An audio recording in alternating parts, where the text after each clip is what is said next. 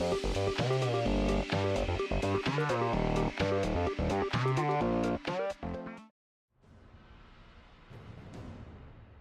to another PS4 vs Xbox One series video.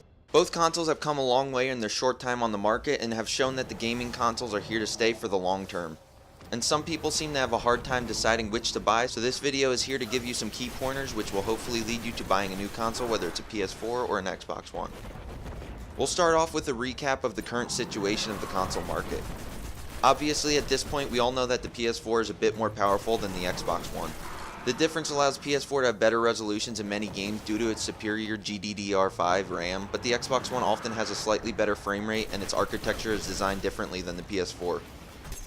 Another point to note is the current sales position of the consoles.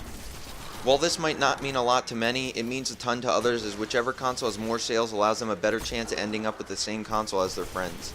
The PS4 is somewhere at around 20 million sales, while the Xbox One trails behind at about 11.5 million sales. This is due to Sony properly positioning the PS4 to be the better sell for most people over the Xbox One. Another big point is which controller you prefer. The Xbox One's controller is an evolution of the Xbox 360 controller with a more ergonomic design, softer buttons, better grip, and a much improved D-pad, and beyond that there's not many other changes. On the other hand, the PS4's controller was completely redesigned from the DualShock 3 on PS3. The PS4 controller is definitely a bit bigger than the PS3's controller, which is perfect for people with larger hands like me. But the controller is not too large, so PlayStation fans need not worry. The controller also has better feeling analog sticks and triggers that don't let your fingers slip off, which is a very welcome design touch. The PS4 controller also has a built-in speaker so that certain actions in-game will relay small sounds such as the Wiimote did on the original Wii console. One other feature the PS4 controller has over the Xbox One is its touchpad in the center of the controller. This pad can be used like a mouse pad to surf the web, and it even has the ability to click down, acting as a button as well. But with that said, both controllers are beyond exceptional and will both keep your hands comfy while playing for long sessions.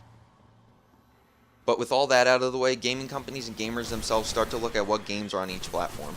Many people still have the misconception that Xbox One is the console to go to for FPS and sports games, while PS4 is for RPGs and fighting games, but nowadays most games end up on both platforms, so that point has virtually reversed itself. Both console manufacturers are at the point where they are making sure their console at least has an answer games-wise to the other console. For example, Uncharted 4 was announced for PS4 and is due out relatively soon.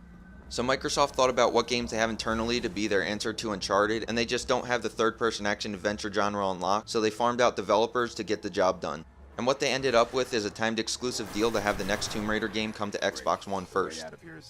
Finally, when we simply look at what games are on each platform, we see that both have more than enough to offer most gamers.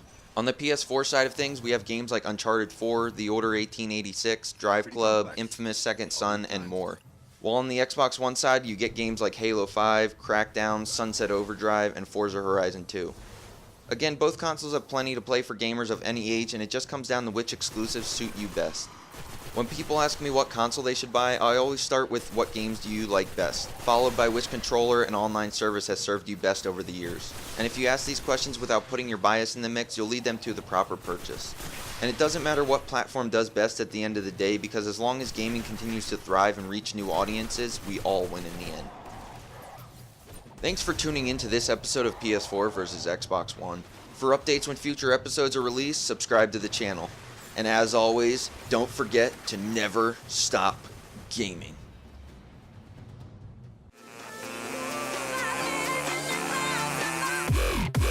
Let's go.